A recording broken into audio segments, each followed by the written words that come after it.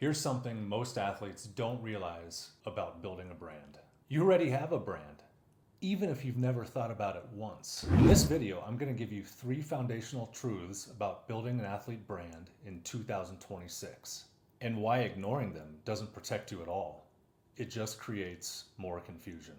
Once you understand these 3 things, everything gets a lot easier. Are you ready?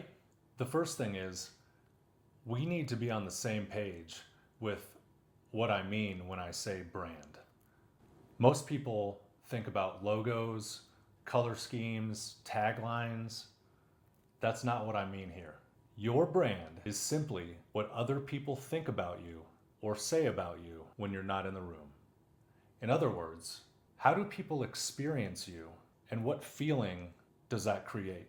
How a coach reacts when they see your social media profile or a highlight. What a recruiter feels when your name comes up in a conversation. What a sponsor might assume based on seeing you in a social post.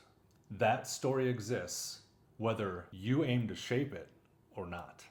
When I was playing professional basketball in Europe, social media wasn't a thing yet. We had email outreach. We had media coverage when we could get it. We had websites. We also had online profiles. I remember my Eurobasket profile was the most important platform for me during my time playing in Europe. It included things like my height, my weight, the number of years I'd played professionally. It also included information about my agency or the agent that represented me at the time. Essentially, it included all of the things that a future club might need to start evaluating what type of player I was. Back then, so much was reliant on how other people interpreted me. Whether it was an article written in a newspaper, or a reporter on television covering one of my games, or how a coach or a club owner might respond to an email that I sent, it was still up to interpretation. Now, athletes have so much more power in creating their own narrative. And the reason, clearly, is social media. Social media is the most powerful tool for brand building that was ever built. And I'm sure it'll be topped at some point, but for now, this is it. In seconds, social media can do what used to take weeks or months or sometimes years to build. It can create reach, credibility, and opportunity fast. But that very same tool, it can overwhelm you, it can distract you, it can create risk if it's used without intention and thoughtfulness. Number 2, this is sneaky. Doing nothing doesn't mean you don't have a brand.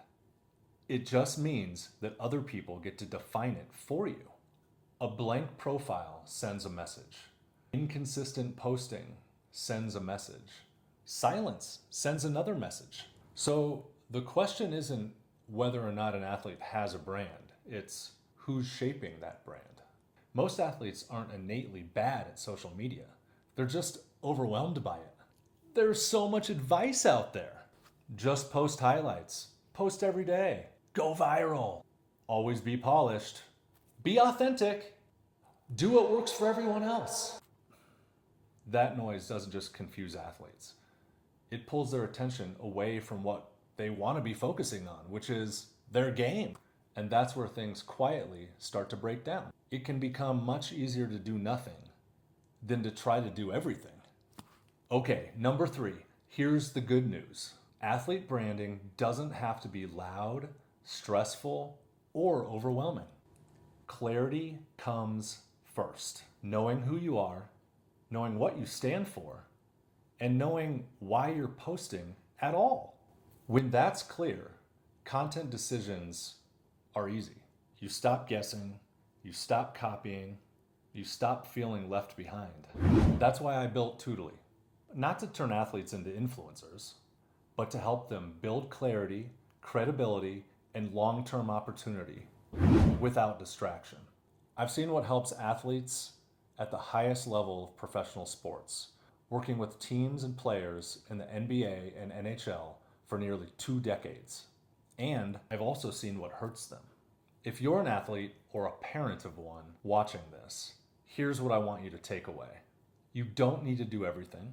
You don't need to post constantly. You don't need to chase trends, but you do need to find a way to sift through all the noise and find clarity. That's what this channel is for.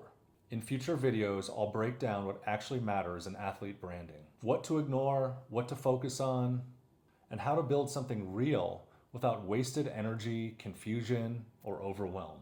So if you want help cutting through all the noise, getting clear, and getting guidance on how to build your athlete brand effectively and efficiently, hit subscribe. You've got this.